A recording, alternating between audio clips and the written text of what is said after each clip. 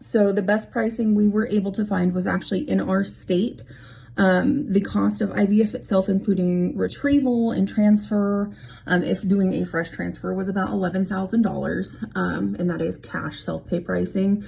Our insurance, unfortunately, does not cover anything IVF or infertility related. So we went ahead and moved forward with that. So we had our first IVF appointment, which is a suppression check, after being on birth control for about a month.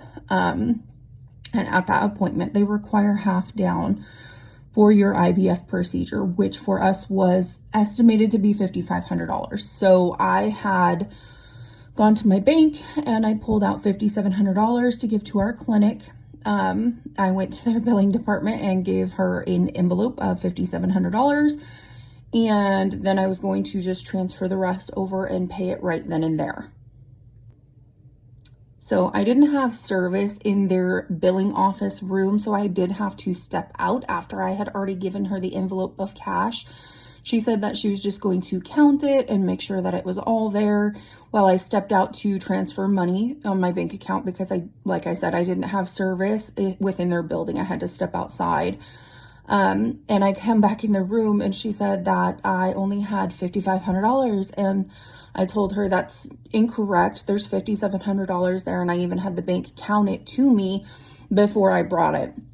It was in a bank envelope, and she did not believe me, and she was a little sketchy.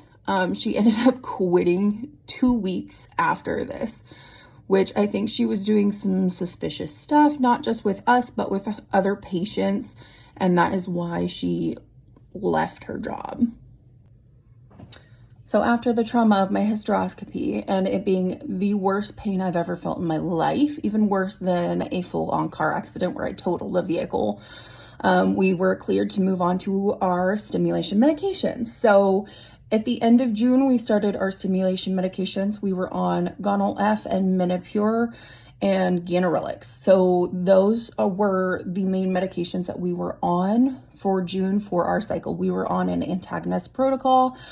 I was on stimulation medication for about 9 days.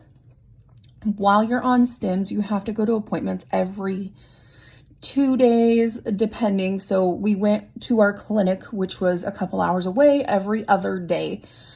And my ASC, which is an antral follicle count, was 25 when we first started. And every appointment we were going to, the count was getting less and less.